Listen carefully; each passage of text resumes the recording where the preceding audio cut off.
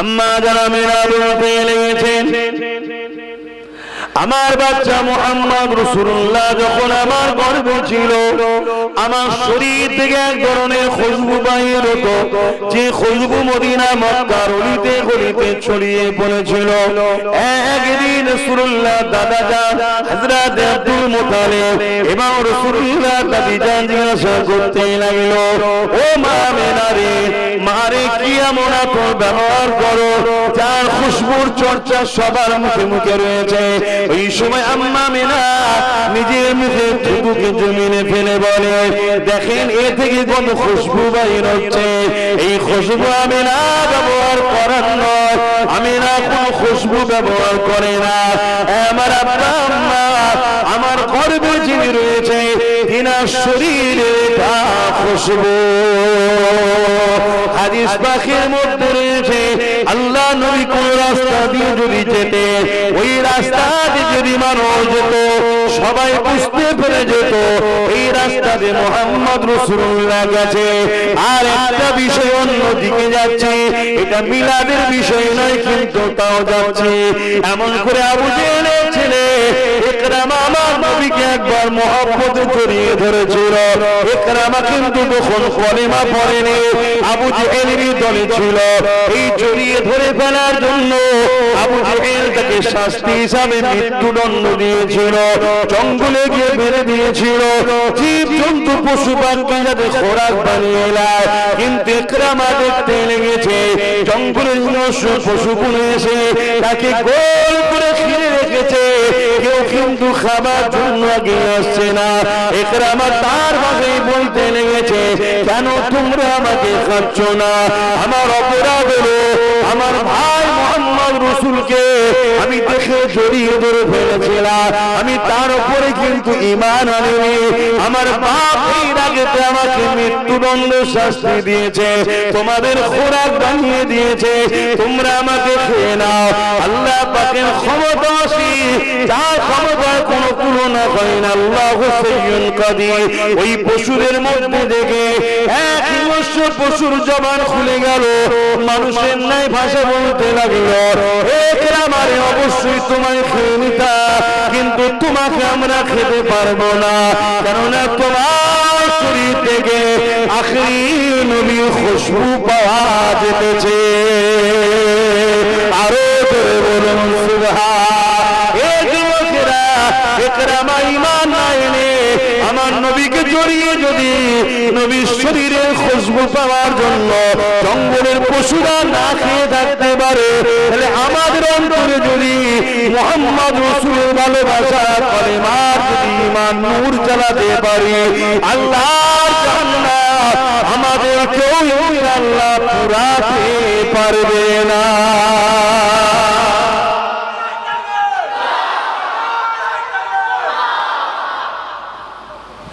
আসেন আমরা নবী পাকের শিশুবেলার কথা আলোচনা করি, যে আলোচনা আমাদের জানা দরকার।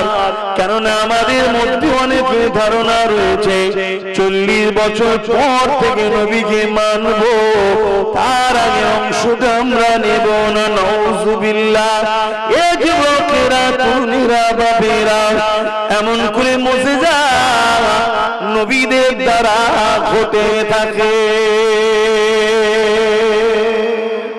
মুজিজা কাদের দ্বারা হয়? একটু বলুন।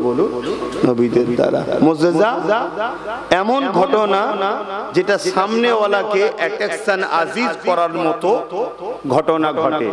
অবশ্যই এটার ঘটনা ঘটাবার মালিক কিন্তু আল্লাহ। প্রকৃত শক্তি কার? সবকিছুই তো আল্লাহর। আল্লাহ ছাড়া কি আছে? এই যে কথা বলছি আমি, এই ক্ষমতাটা কার? আল্লাহ। আল্লাহ আমায় ব্যবহার করতে দিয়েছে। এই যে চোখে দেখছি, এই জ্যোতিটা যে পেয়েছি দেখছি, মূলত এর মালিক কে? আল্লাহ। আল্লাহ তিনি আমায় দিয়েছে। এই যে হাত লাড়াচ্ছি, ক্ষমতাটা কার? আল্লাহর প্রকৃত ক্ষমতা, আমাকে তিনি ব্যবহার করতে দিয়েছে। তা নবী রাসূলদের দ্বারা যেটা ঘটে ওটা আল্লাহই ঘটায়, ওটাকে বলা হয় মুজিজা।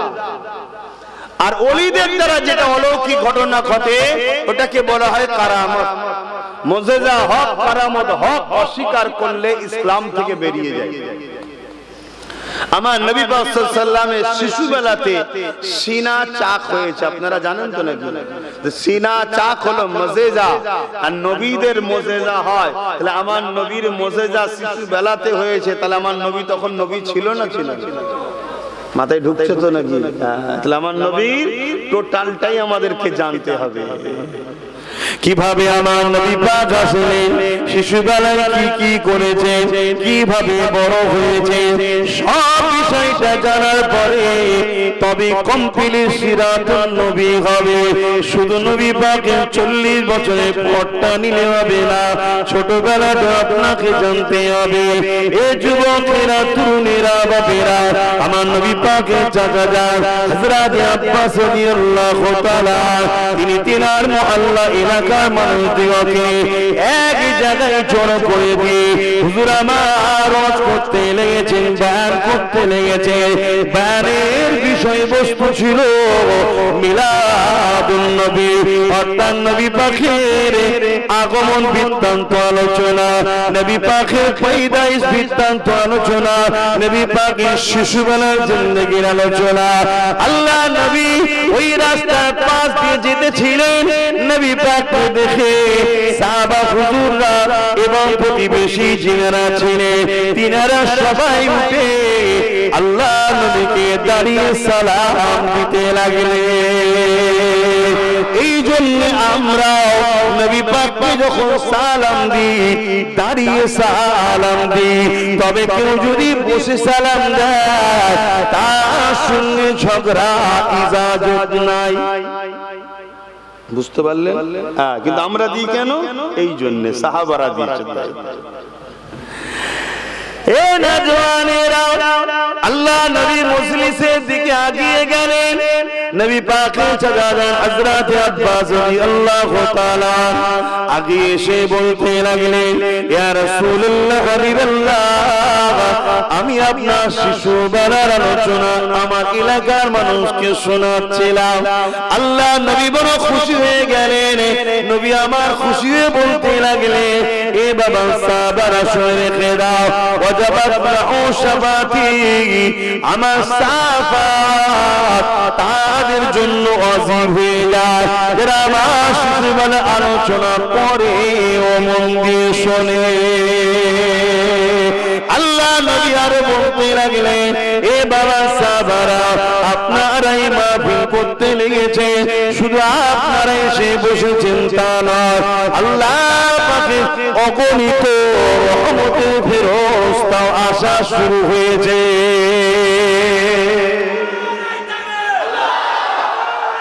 আল্লাহু আকবার। তাহলে যেখানে হুজুরের মিলাদের আলোচনা হয়, আগমন বৃত্তান্ত আলোচনা হয়, শিশুবেলার আলোচনা হয়, হুজুরের কওল সিদ্দিকে হযরতে আব্বাস রাদিয়াল্লাহু তাআলা আন থেকে রায়াত, সেখানে হুজুর রহমতের ফেরেশতাও হাজির হয়। সাহাবী জিজ্ঞেস করছেন, হুজুর শুধু এটা আমাদের মাহফিলে না অন্য কোন জায়গাতেও হবে?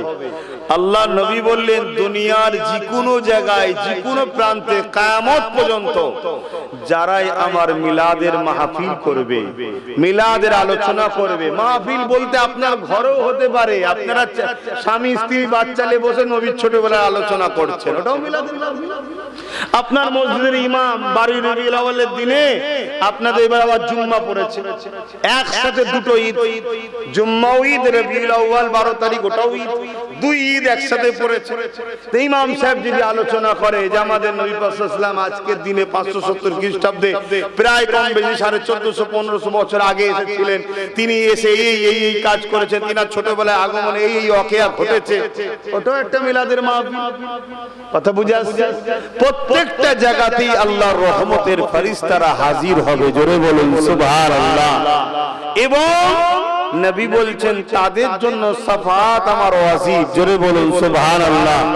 আমার যুবকদেরকে প্রশ্ন করছি, তোমার আমার জিন্দেগিতে তো বহুত ভুল আছে, তো এরকম একটা সুযোগ কেউ হাতছাড়া করি কেন আমরা?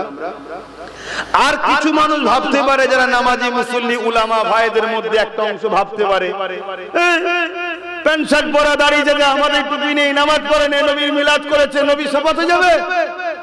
আপনি কেন ভাবছেন না বিবে আজমির কথা? বিশ্ববিখ্যাত সুদ করছিল, জগৎ বিখ্যাত ওলি হয়েছে না হয়নি?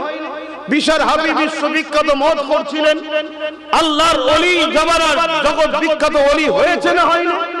কথা বলে যুগে যুগে এরকম বহুত পাপী ব্যক্তিদের করে আমার আল্লাহ তিনি পরিবর্তন করে জগৎ বিখ্যাত ওলি বানিয়েছে না বানাইলে? আজকে যে ছেলে প্যান্ট শার্ট পরছে, দাড়ি চাচ্ছে, বেনামাজি হতে পারে এর হুজুরের মুহাব্বতের বরকতে একদিন আল্লাহকে নামাজি, রোজাদার, দাড়িওয়ালা, টুপিওয়ালা, মুত্তাকি, পরেজগার আল্লাহ ওয়ালা করে কবরে নিতে পারে। জোরে বলুন সুবহানাল্লাহ। আপনি এত মাথা মারছেন কেন? আল্লাহর রহমত থেকে এত উদাস কেন? নবী বলেছেন যারা আমার মিলাদের মাহফিল করবে, মিলাদের মাহফিলকে ভালোবাসবে, আমার শিশুবেলার আলোচনার মাহফিল বানাবে, আমার শাফাআত তারা পাবে। জোরে বলুন সুবহানাল্লাহ। আপনি দেখছেন পাপী, আপনি দেখছেন দাড়ি নেই, নামাজ নেই, রোজা নেই। এমনও তো হতে পারে কিয়ামতের দিনে আযাব খাটার পরও হুজুরের শাফাআতের ওসিলায় একদল লোক জান্নাতে যাবে না যাবে না? সেই শাফাআতটাও তো পেতে পারে। এই মাহফিল গুলো হওয়া দরকার আছে না? আমাদের যুব সমাজের বসা দরকার আছে না? না, কিন্তু একদিকে আমরা দুনিয়ার লোভ লালসায় গান তামাশাতে হই হই করছি, অপর দিকে আবার আমাদেরকে মিলাদের মাহফিল বানানো থেকেও দূরে রাখার পরিকল্পনাও চলছে। আহা, কিছু কিছু আমার ভাই দাড়ি রেখে মাথায় টুপি দিয়ে মৌলানা সেজে এমনও কথা বলে ফেলছে, গায়ের ইসলামরা তারা তাদের ধর্মগুরুদের জন্মদিবস পালন করে, ঠিক তেমন আমরাও নাকি নবী দিবস করি। আস্তাগফিরুল্লাহ, আস্তাগফিরুল্লাহ। নবীর শিশুবেলার আলোচনা, শুকরানা মাহফিল বানানো, এই আলোচনা তৈরি করা, এটা সাহাবা হুজুরদের সুন্নাত। জোরে বলুন সুবহানাল্লাহ। হাত্তাকে আমার নবী নিজের মিলাদে শুকরানায় নিজে দুম্বা জবাই করে সাহাবাদের খানা করে খাইয়েছে। জোরে বলুন সুবহানাল্লাহ। কথা বুঝছেন? কিছু আমার ভাইয়েরা বলে এটা আকিকা। আকিকা তো মিলাদের জন্যই হয়, মানে বাংলাতে জন্ম বলে। কথা বুঝে আসছে তো নাকি? হুজুর নিজে 40 বছর বড় বয়স হয়ে যাবার নবুয়তের ঘোষণার পর নবী আকিকা মানে কি বলে পশু জবাই করে, দুম্বা জবাই করে খাইয়েছে যে আমার মিলাদের খানা খাওয়ালাম। জোরে বলুন সুবহানাল্লাহ। এবং নবী পাক প্রতি সোমবার দিন রোজা রাখতেন এবং সাহাবাদেরকেও বলেছেন তোমরা রাখো, কারণ আমি নবী সোমবার দিন আগমন করেছি। জোরে বলুন সুবহানাল্লাহ। প্রতি সোমবার দিন করতেন। আর আমরা তো বছরে হলে রবিউল আউয়াল হলে একটু করি। বাপেরান একটা কথা শুনে রেখে দেন, হযরত আবু বকর সিদ্দিক রাদিয়াল্লাহু তাআলা তিনি বলতে লেগেছেন, قال আবু বকর সিদ্দিক মান আনফাকা দিরহামান আলা কিরাতি মাওলুদুন নবী সাল্লাল্লাহু আলাইহি ওয়াসাল্লাম কানা রাফিক ফিল জান্নাত। এ নবীর উম্মতেরা, আমি আবু বকর জানিয়ে দিলাম আমার রাসূলের মিলাদের মাহফিল যারা বানাবে, মাওলুদের মাহফিল যারা বানাবে, শিশুবেলার আলোচনার মাহফিল যারা বানাবে, ওই মাহফিলে যারা অর্থ দেবে, 1 দিরহাম খরচ করবে, কানা রাফিক ফিল জান্নাত, তারা আমি আবু বকর আমার জান্নাতি বন্ধু হবে। আমার নবী পাকের প্রেমিকেরা, আসুন আমরা নবী পাকের শিশুবেলার কিছু কথা শুনি। আম্মা জান আমিনা বলতে লেগেছে, আমার গর্ভে সন্তান হয়েছে, আমি আমিনা অবাক হতে লাগলাম। কেন দুনিয়া নারীদের গর্ভে সন্তান থাকলে ওই নারীদের পেটটা একটু বড় হয়ে যায়, কিন্তু আমি আমিনা আমার কখনো পেট বড় হয়নি। আমি আমিনা অবাক হতে লাগলাম, দুনিয়া নারীদের গর্ভে সন্তান থাকলে মাসের পিরিয়ডটা মায়েদের বন্ধ হয়ে যায়, কারণ ওই নাপাক রক্তটা মহাপুরুষটা মায়ের নাভির সাথে বাচ্চার নামের কানেকশন করে দিয়ে বাচ্চার শরীরে নাপাক রক্তটা দেয়। কিন্তু আম্মা আমিনা বলতে লেগেছে, আমি আমিনার কোনদিনের জন্য পিরিয়ডটা দরজা বন্ধ হয়নি। আমার রাসূলুল্লাহর ফুপি বলতে লেগেছে, আমার নবী পাকের ফুপুজান বলতে লেগেছে, যখন মুহাম্মদ রাসূল দুনিয়া আগমন করলো আমি খবর পেয়ে দেখতে গেলাম, আমি 6টা আশ্চর্য জিনিস দেখেছি। তার মধ্যে একটা আশ্চর্য জিনিস হলো প্রতিটা বাচ্চার সঙ্গে মায়ের নাভির কানেকশন থাকে। এটা ডাক্তার কেটে দিয়ে ওইটাকে গেট বেঁধে দেয়, কিন্তু আমার ভাই আমার বাচ্চা মুহাম্মদ রাসূল যখন এলো মায়ের সঙ্গে নাভির কোনো কানেকশন ছিল না, কেননা আমার নবী নূর, নূরের জন্য ওটার প্রয়োজন ছিল না।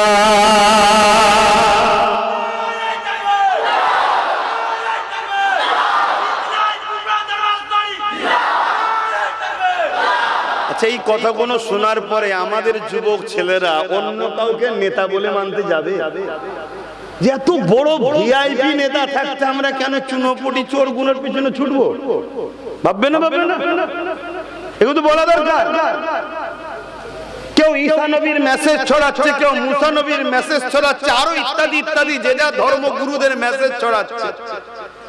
খ্রিস্টানরা বলছে ঈসার মাননেওয়ালারা সবাই জান্নাতি, আর আমাদের মোল্লারা বলছে নবী নাকি শাফাআত করতে পারবে না। তাহলে আমাদের ছেলেরা ঈসা নবীকে ধরতে যাবে না? যাবে না। কিন্তু আজ আমি জানাচ্ছি ঈসা নবী মুর্দার কাছে গিয়ে বলছে কুম বিইজনিল্লাহ, আল্লাহর হুকুমে মুর্দা উঠে পড়ছে। কোন লোকের গায়ে কুষ্ঠ রোগ হয়েছে, ঈসা নবী গিয়ে হাত বুলাচ্ছে, ভালো হয়ে যাচ্ছে।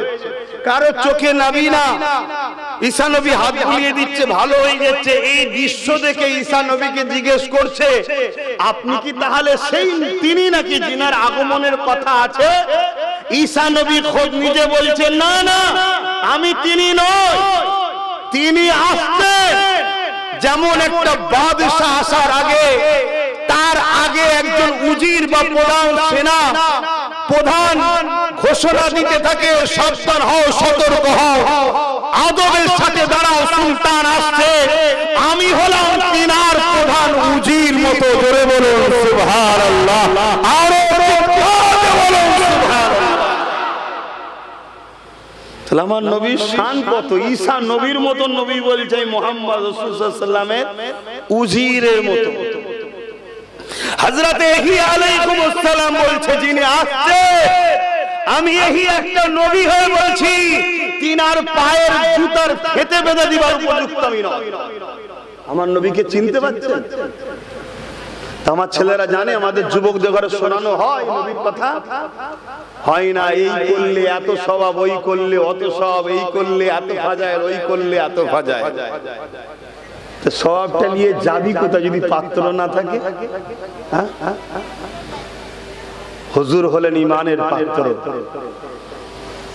সেই পাত্রে তোমাকে নামাজ, রোজা, দাড়ি, টুপি সব রাখতে হবে। ব্যাগ ভর্তি করে যেমন বাইরে থেকে এলে তোমার সবাই খুশি হবে, দুনিয়াবি জমিন থেকে যখন যাবে পরকালে ব্যাগ ভর্তি করে নিয়ে যেতে হবে নামাজ, রোজা, হজ, যাকাত, দাড়ি, টুপির আমলের। কিন্তু এই ব্যাগটা কই? কথা কিছু বুঝতে পারছেন? আমার হুজুরকে আগে চেনে। আম্মা জানামিনা বলতে লেগেছে, এক তারিখে আমি দুপুরের সময় এমন করে আমি একটু আরামে রেস্টে ছিলাম, হঠাৎ করে আমি খবের মধ্যে দেখতে লাগলাম আমার ঘরে যেন একটা যুবক ছেলে প্রবেশ করেছে।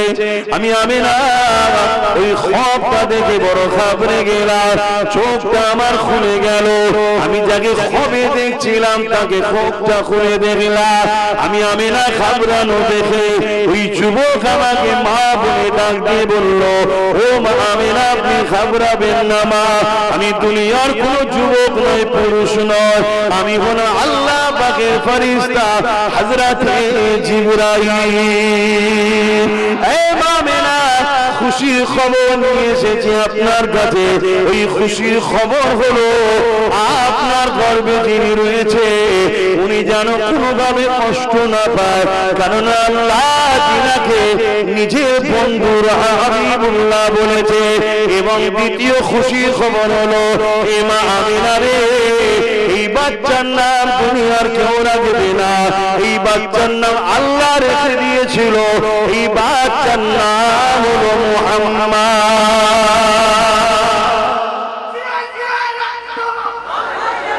আমার স্লোগান মাহফিলে দেবে না, মানা করে দিলাম। আমার হুজুরের মাহফিল, হুজুরের স্লোগান দাও। আমরা মুজাদ্দেদ জামানের অনুসরণ করি, তিনার উসিলায় আমরা পূর্ব ভারতের মানুষ দিন পেয়েছি, তিনার স্লোগান দাও। আমি তো ঠিকভাবে হুজুরের নকারি চাকরি চাকরি বলে গোলামি করতে পাচ্ছি কিনা আমি ঠিক জানি না। দরুদ শরীফ আল্লাহুম্মা সাল্লি আলা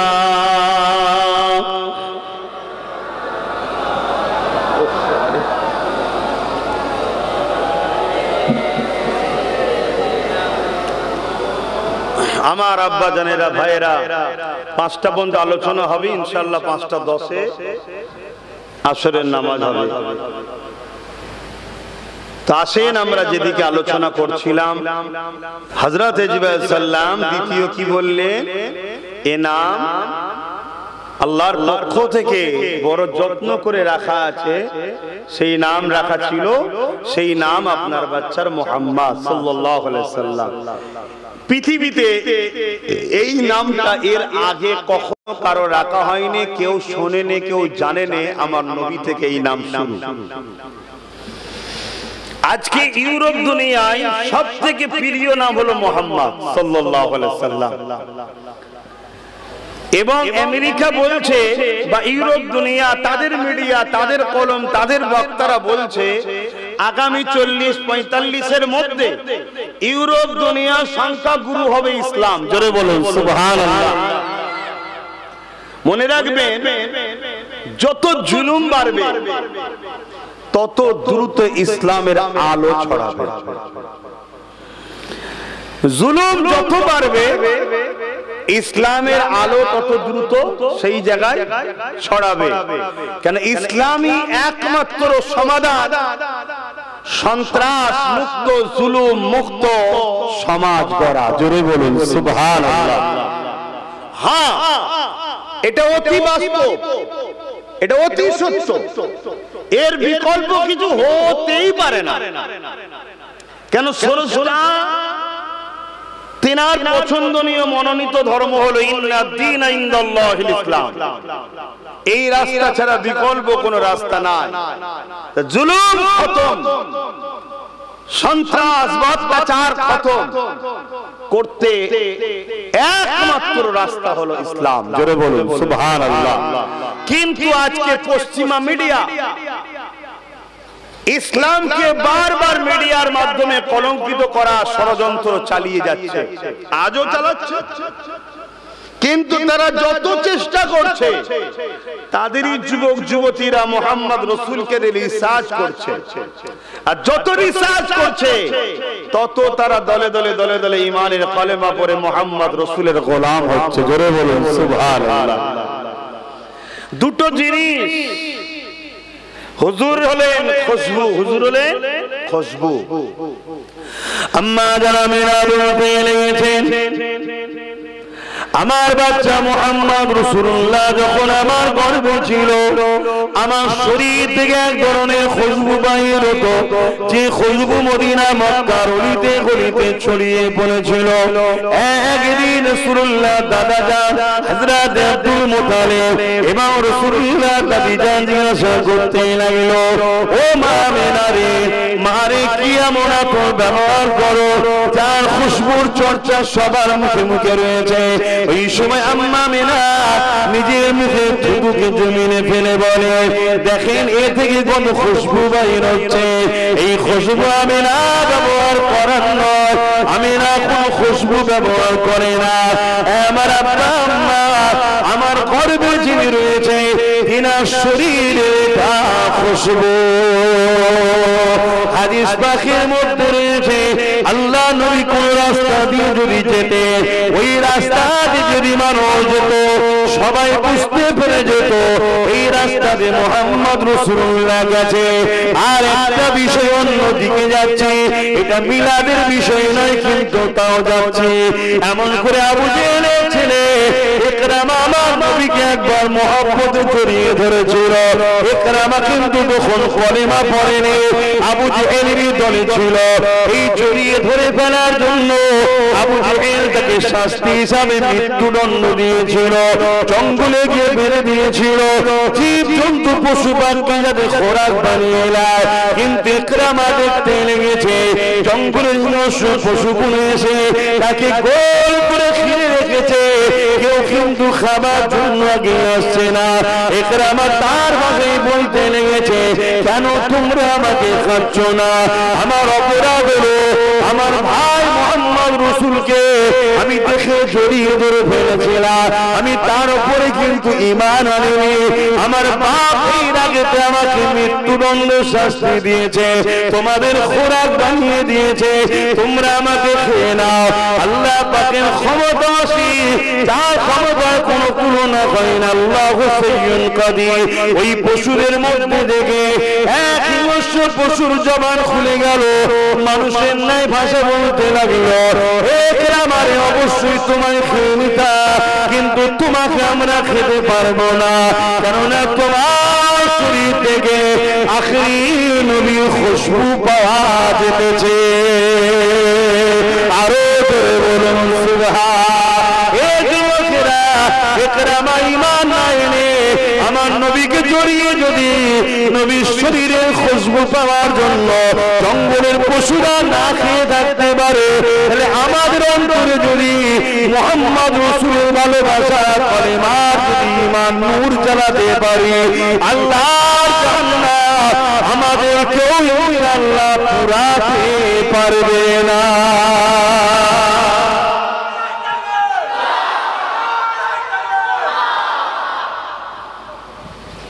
আমার ভাইরা ভাববেন যে নামাজ না পড়লে হবে। আমি কি বললাম নামাজ পড়বেন না? এই বললাম আমি? যারা প্রকৃত নবীর প্রেমিক হয় তারা কি নামাজ ছাড়তে পারে? আমার নবী কখনো নামাজ ছেড়েছে? প্রেমিক কাকে বলে? প্রেমিক তো সে নকল করবে, তাই না? নকল করবে। কেউ 10 নম্বর জার্সি পরে, কেন ভাই? না আমার খেলোয়াড় পরে তাই, অর্থাৎ সে তাকে ভালোবাসে। কেউ চুলের স্টাইল দেয় তার পছন্দ লোকের মতো, ঠিক না? কেন তাকে পছন্দ করে? প্রকৃত রাসূলের প্রেমিক কে? যে হুজুরকে নকল করবে, অর্থাৎ হুজুর যেটা পছন্দ করতে সেটা। কথা কিছু মাথায় ঢুকছে?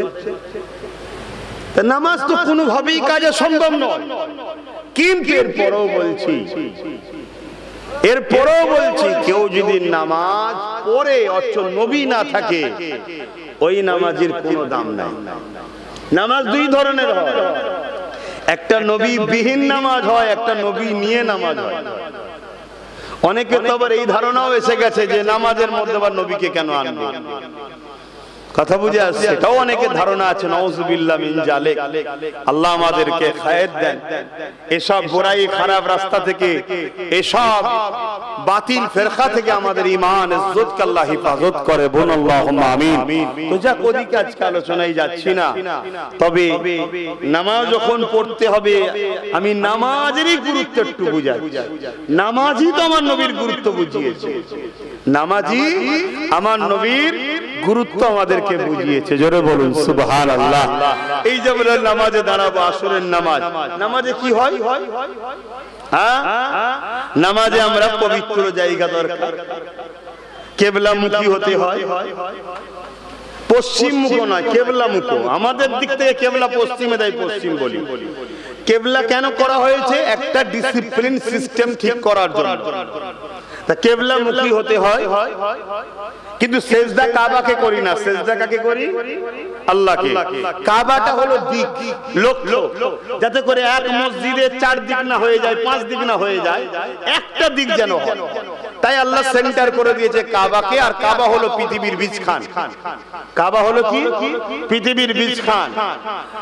তো সেই জায়গায় ওই দিকে ডিসিপ্লিনের জন্য মুখ করে কাতারবদ্ধ হয়ে আল্লাহর সিজদার জন্য, রুকুর জন্য দাঁড়াতে হয়, সূরা ফাতিহা পড়তে হয়, সূরা মিলাতে হয়, রুকুতে যেতে হয়, রুকুতে তাসবিহ পড়তে হয়, সুবহান রাব্বিল আযীম 3 বার, সবথেকে কম, বেশি পড়তে পারে। সিজদায় যেতে হয়, সুবহান রাব্বিল আলা 3 বার তাসবিহ পড়তেই হবে, বেশি পড়তে পারে।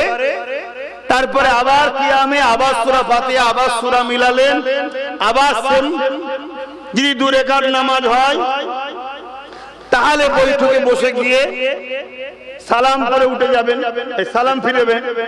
কিন্তু আমি আসরের নামাজ দেই বলছি আবার দাঁড়াতে হবে, আবার সূরা ফাতিহা আবার রুকু আবার সিজদা, আবার দাঁড়াবেন আবার সূরা ফাতিহা আবার রুকু আবার সিজদা, 4 রাকাত নামাজ কমপ্লিট।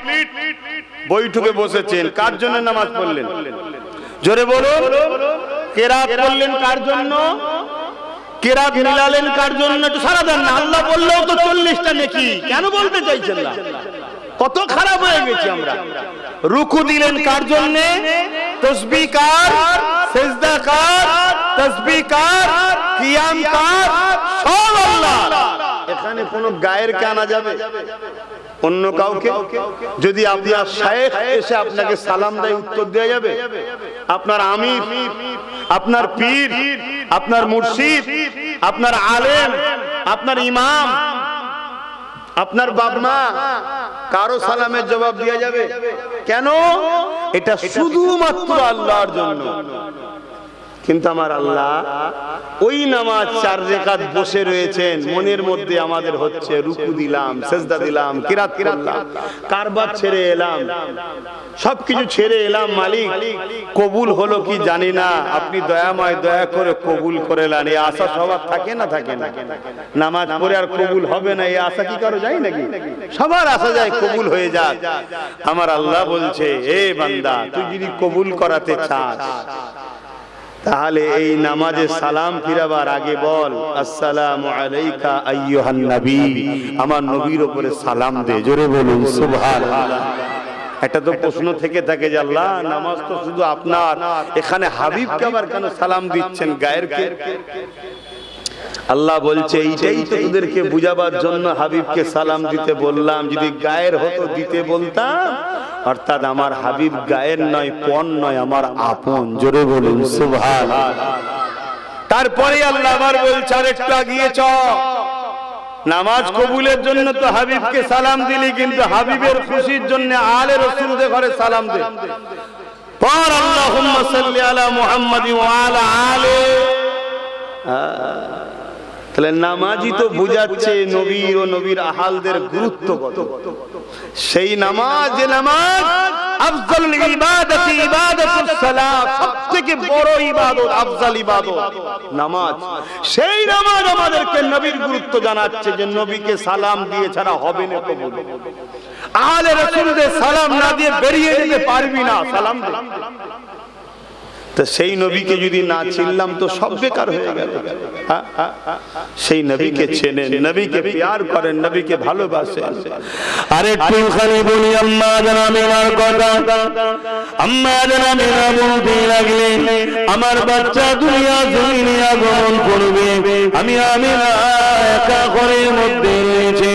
আমি আমিনা মনে করতে লাগলাম অন্য অন্য মায়ের সন্তানের সময়তে প্রসব বেদনা হয়, অন্য নারীদের প্রয়োজন হয়, কিন্তু আমি আমিনা একা রয়েছি, আমার সঙ্গে কোন নারী থাকলে বড় উপকারে লাগতো।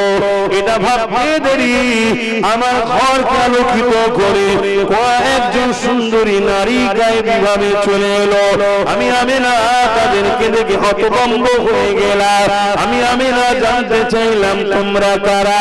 তারা জানাতে লাগলেন আমিনা আল্লাহ আমাদেরকে আপনার সেবার জন্য পাঠিয়েছে, রাহমাতাল লিল আলামিন আসবে, আল্লাহ আমাদেরকে পাঠিয়েছে, আমরা হলাম আল্লাহ পাকের জান্নাতি হো। এ যুবকেরা, তরুণেরা, আম্মা আমিনা বলতে লেগেছে আমার বাচ্চা দুনিয়া জমিনে আগমন করলো।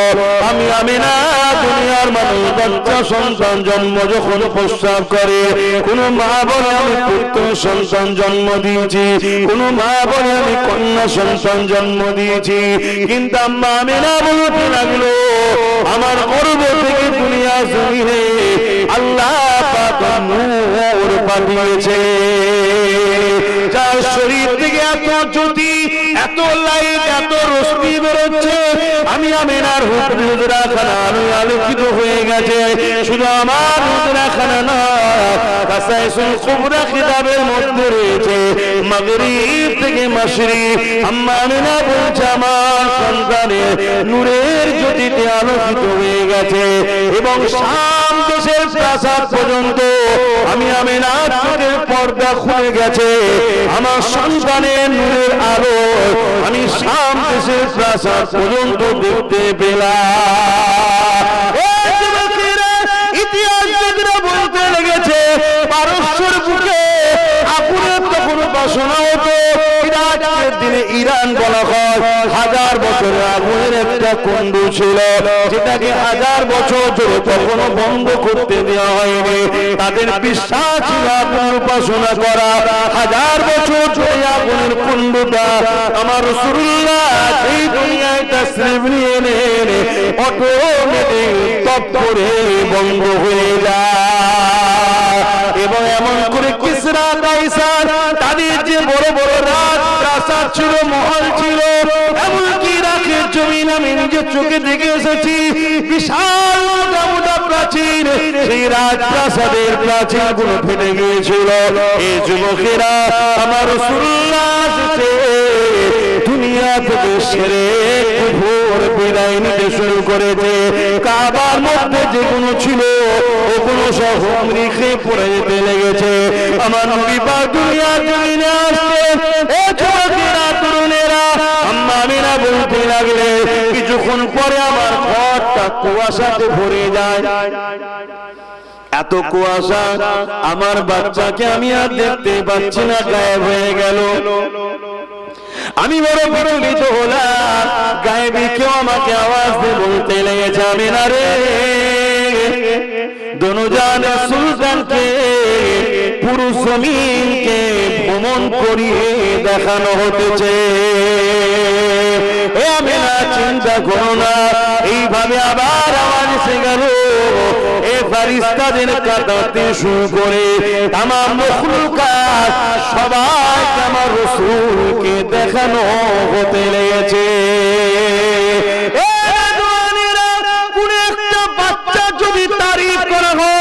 তোমার বাচ্চার চোখটা সুন্দর, তোমার বাচ্চার চুলটা সুন্দর, তোমার বাচ্চার হাতটা সুন্দর, ওই বাপ মা কত খুশি হয়ে যায়। অথচ বাপ মা বানাইনি, তাহলে যিনি বানিয়েছে ততক্ষণই কত খুশি হয়ে যায়। আর আল্লাহ পাক নিজে বলছে আমার সৃষ্টি কায়নাতের মধ্যে থেকে সব থেকে সুন্দর হলো আমার মুহাম্মদ রাসূলুল্লাহ। তাহলে সেই নবীর সৌন্দর্যের আলোচনা যত বেশি বেশি করা হবে আমার বানানেওয়ালা আল্লাহ তত বেশি খুশি হবে। আমার নবী পাকের প্রেমিকেরা সংক্ষেপ করবো তার আগে দুটো কথা বলে যায়। আল্লাহ নবী নবী নবীকে তুলনাতে থাকবে, তুলনা ভাষাটা আপনারা বুঝবেন। তৎকালীন সময় যে সিস্টেম ছিল সেই সিস্টেমে যখন তুলতে, ওই তুলনা সকলে গাড়ির মানুষেরা দেখেছে অটোমেটিক দুলতে থাকতো। সবাই অবাক হয়ে যেত কি ব্যাপার অটোমেটিক দুলছে গেল। না না না, আমার নবী পাকের তুলনা তুলা দেওয়ার জন্য সকালে 70,000 ফেরেশতা নিযুক্ত হতো, সন্ধ্যা পর্যন্ত তাদের ডিউটি থাকতো। সন্ধ্যার পর থেকে সকাল পর্যন্ত আবার 70,000 ফেরেশতা তারা আমার নবী পাককে নিয়ে কথাবার্তা বলতো, আদর করতো, তুলা দিতে থাকতো। শুধু এটা নয়, আল্লাহ নবী নবীকে আম্মা আমিনা বলতে লেগেছে আমি একদিন খোলা আকাশের নিচে তুলনাতে তুলিয়ে দিলাম। আমি আমিনা অবাক হয়ে গেলাম। আমি আমিনা দেখতে লাগলাম। কি দেখতে লেগেছে? আমি অবাক হয়ে দেখতে লেগেছি আকাশের চাঁদ যেন আমার বাচ্চার উপরে পড়ে যাবে দ্রুত নামতে লেগেছে। নামতে নামতে নামতে নামতে কাজ বরাবর সে দাঁড়িয়ে গেল এবং আমার বাচ্চার উংলি ইশারা চাঁদ যেদিকে ইশারা করে সেদিকে যায়। সাধারণ মানুষ সাধারণ ভাষায় বলছি, আমি আপনি বাচ্চা দিয়ে খেলনা কিনে দিই খেলার জন্য। আল্লাহ তার বন্ধুকে আকাশের চাঁদকে খেলনা বানিয়ে দিয়েছে। আরো জোরে বলুন সুবহান।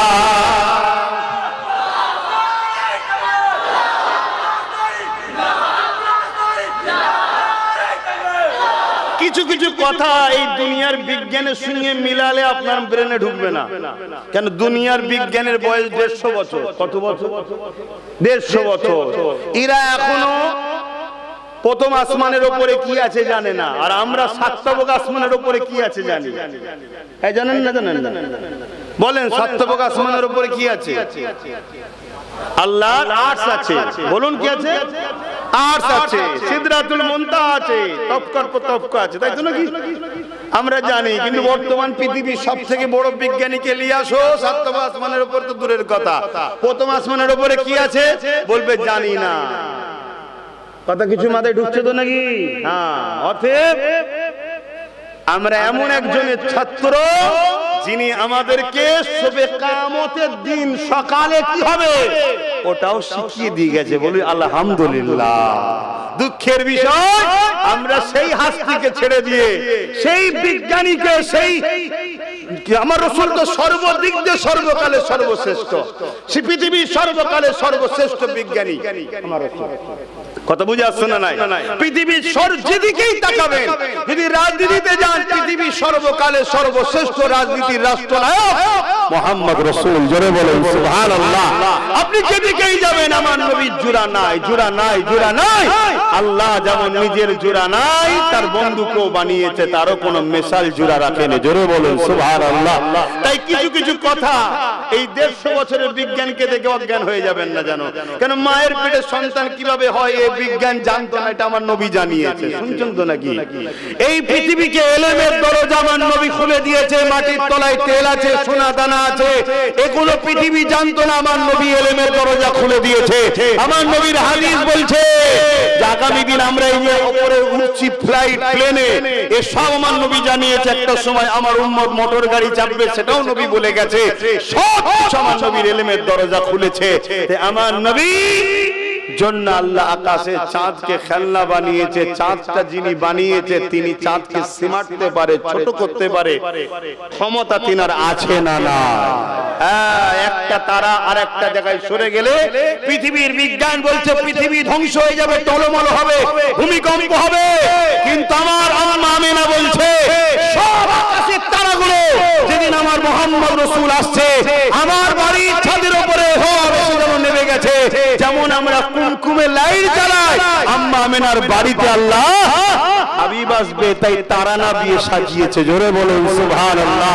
এটা তিনার জন্য ক্ষমতা, যিনি তারাকে সৃষ্টি করেছে, তিনার জন্য কোনো ব্যাপারই নয়। কিন্তু তুমি আমি বিজ্ঞানের দিকে যদি তাকাই, বিজ্ঞান বলবে একটা তারা সরে গেলে ভূমিকম্প হয়ে যাবে, পৃথিবী ধ্বংস হয়ে যাবে, এই হবে, হ্যাঁ হবে, তা হবে। এটা তোমার আমার ক্ষেত্রের জন্য হয়, অবশ্যই স্রষ্টাই হুকুম করে রেখেছে।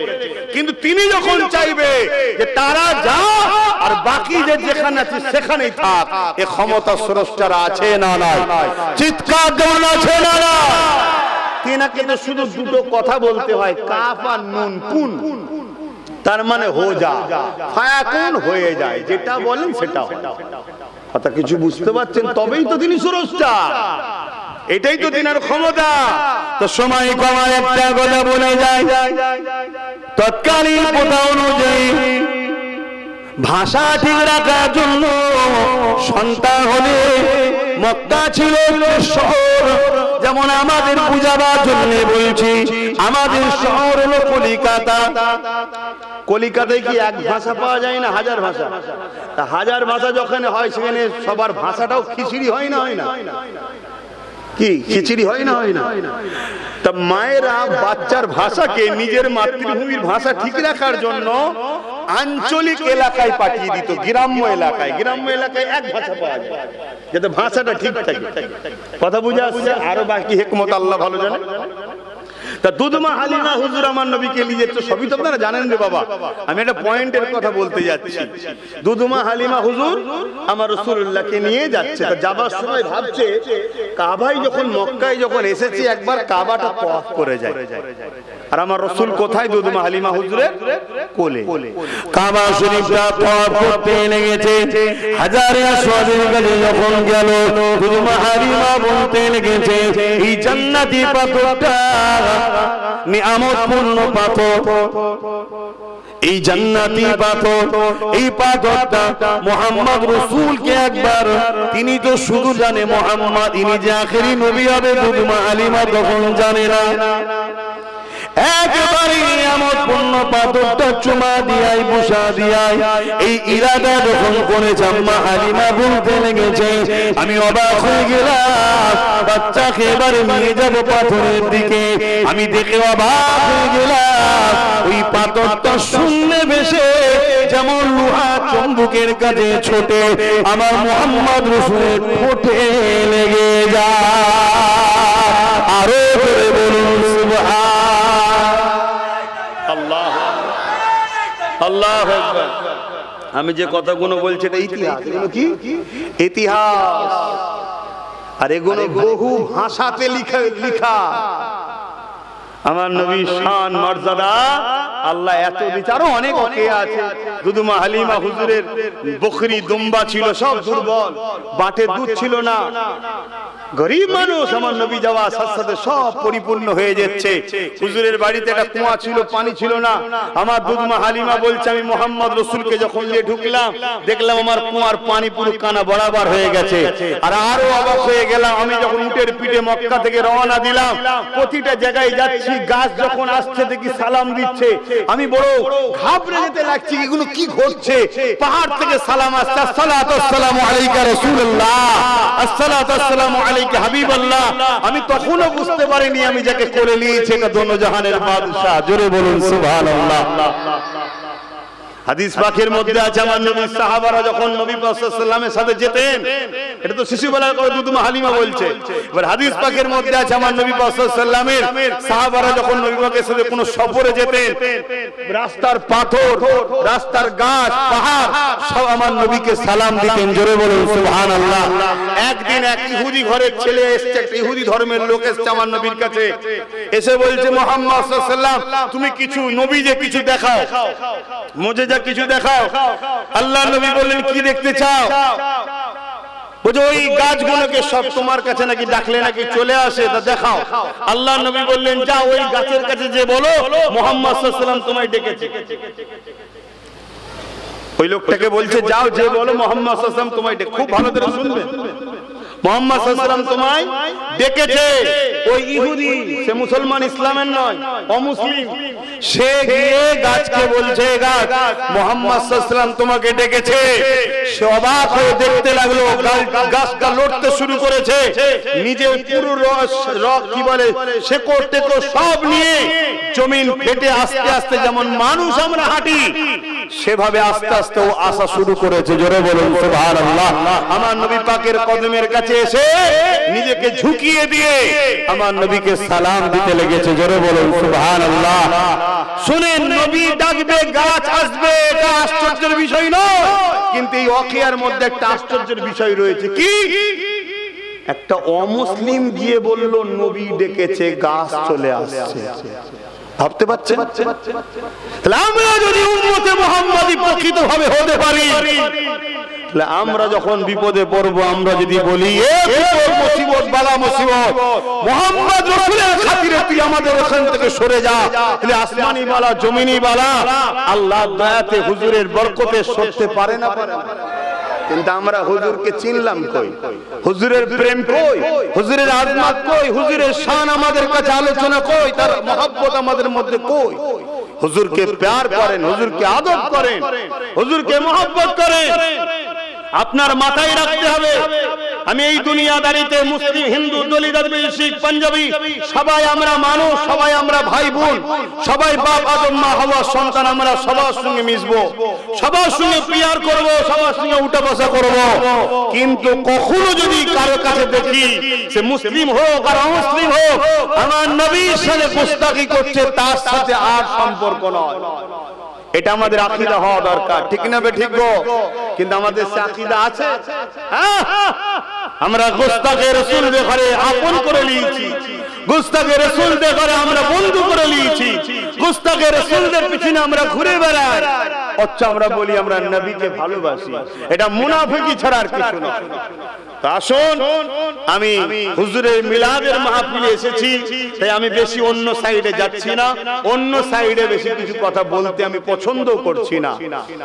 সময় যেদিন আসবে অবশ্যই কথা হবে, তবে মনে রাখবেন গাদ্দারের সাথ দেওয়া, জালিমের সাথ দেওয়া, মজলুমের উপরে জুলুম করা সমান পাপ। কথা বুঝে আসছে? কমজোরের উপরে জুলুম করা, অন্যায় করা সমান পাপ।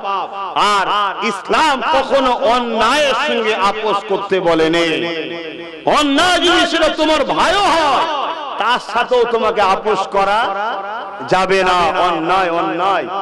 আমার নবী ন্যায় প্রতিষ্ঠিত করেছে, ইনসাফ প্রতিষ্ঠিত করেছে, ইনসানিয়াত প্রতিষ্ঠিত করেছে, মনুষ্যত্ব প্রতিষ্ঠিত করেছে।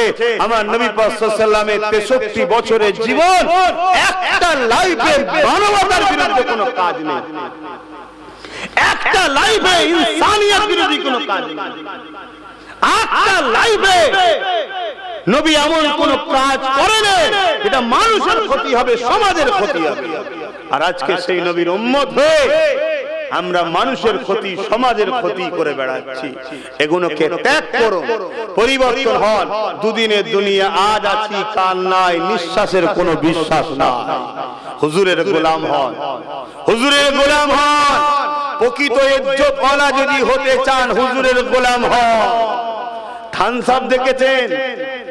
এখন তো ক্যাম্পা, যারই নাম থামস আপ তারই নাম ক্যাম্পা। এই বেটারা সব ভেতরে ভেতরে আতাতে আছে, দেখছে যে আমাকে লিখছে না, বন্ধু তোর জামাটা পরে নেবে বল। শুনছেন তো নাকি? বুঝতে পারছেন না?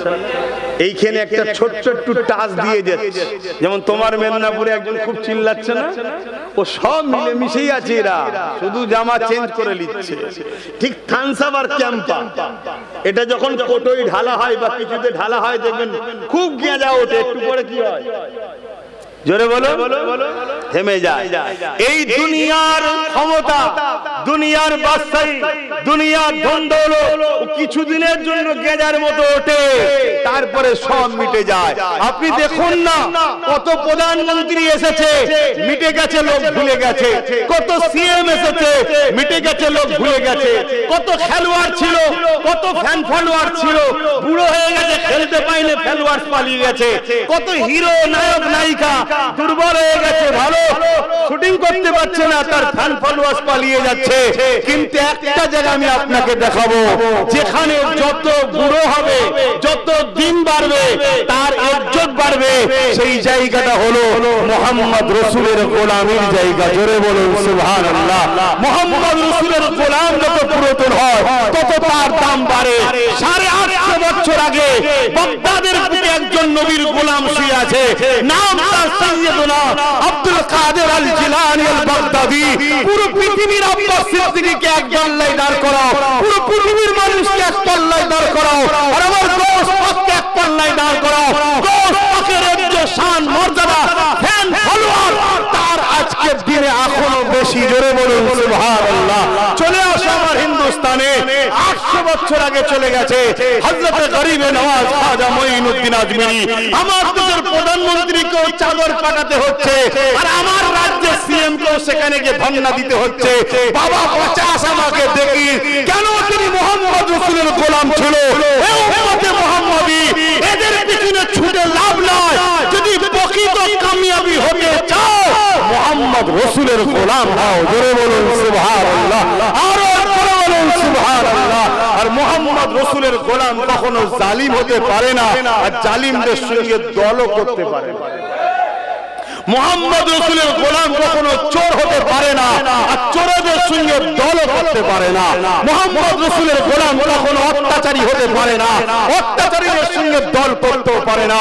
মুহাম্মদ রাসূলের গোলাম কখনো হারাম বা ভিক্ষা নেয় না, আর ভিক্ষা যারা দেয় তাদেরকে তাবেদারিও করতে পারে না। মুহাম্মদ রাসূলের গোলাম হাত যদি উঠায় এক জায়গাতেই পায়, সেটা আল্লাহর কাছে হাত পাতে। জোরে বলুন সুবহানাল্লাহ। আদর্শ এটা হওয়া দরকার। শুধু নামের আগে লিখে দিলে আর তকবীরে গোলাম হয়ে গেলে হয় না, হাকিকাতে পরিচয় দিতে হবে। আসো আর একটু এগিয়ে যায়। তোমাদের এই মেদিনীপুরে শুয়ে আছে জিনার নামে মাদানীপুর হাজী মুস্তাফা মাদানী রাহমাহুল্লাহ। কিছু কম বেশি আজ থেকে 350-400 বছর আগে চলে গেছে।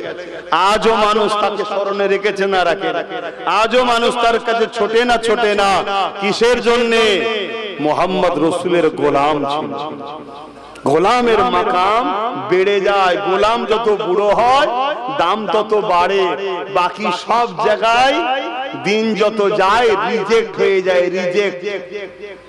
খেয়াল করে দেখো, খেয়াল করে দেখো, আমি ভুল বলছি তোমাদের?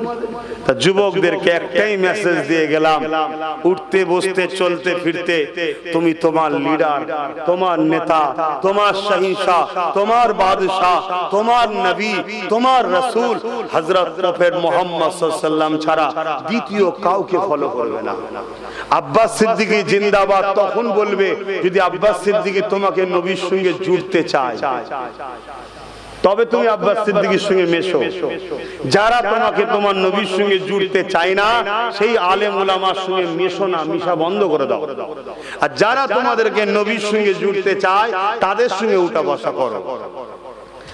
আর দুনিয়াদারিতে দল করবে, রাজনীতি করবে, যার সাথে করছো তোমার পছন্দ তোমার কাছে, ততক্ষণ পর্যন্ত দল করো যতক্ষণ তোমার দলের নেতা নেত্রী তোমার নবীর দ্বীনের ক্ষতি বা বিরোধী নয়। যখনই তোমার নেতা নেত্রী তোমার নবীর দ্বীনের বিরুদ্ধে যাবে, সে ওয়াকাফ হোক, মসজিদ মাদ্রাসা হোক, তখনই তাকে তালাক দাও, তাকে ডিভোর্স দাও। ওই দল করা হারাম আর করা যাবে? এটা মাথায় রাখো। যদি না রাখতে পারো জাহান্নামে যাবার জন্য তৈরি হও। তোমার জানাজা কোন পীরকে দিয়ে পড়িও তুমি জান্নাতে যাবে না, কারণ পীর জান্নাত যেতে গেল মুহাম্মদ রাসূলের গোলাম হলে তবে পীর হয়। যদি কোন পীর নবীর গোলামি করে না, সে পীর না, সে পীরের নামে ভণ্ড। কোন মুফতি যদি নবীর গোলাম না হয়, সে মুফতির নামে ভণ্ড। কোন ইমাম, মাওলানা, আমির, হযরত, শেখ মুহাম্মদ রাসূলের যদি গোলাম না হয়, ও শয়তান, ভণ্ড। শুনছেন তো নাকি? অতএব যাকে খুশি দিয়ে দোয়া করাও, মুহাম্মদ রাসূলের দুশমনের সঙ্গে যদি দল করো, তুমি জাহান্নামে যাবে, কখনো নাজাত পাবে না। একটা ধর্মগুরু হিসাবে তোমাদেরকে নসিহত করে গেলাম। কারণ আজ আমার সিল, আমার নোরা, আমারই ভাঙছে দাঁতের গোড়া। চলছে না, চলে না?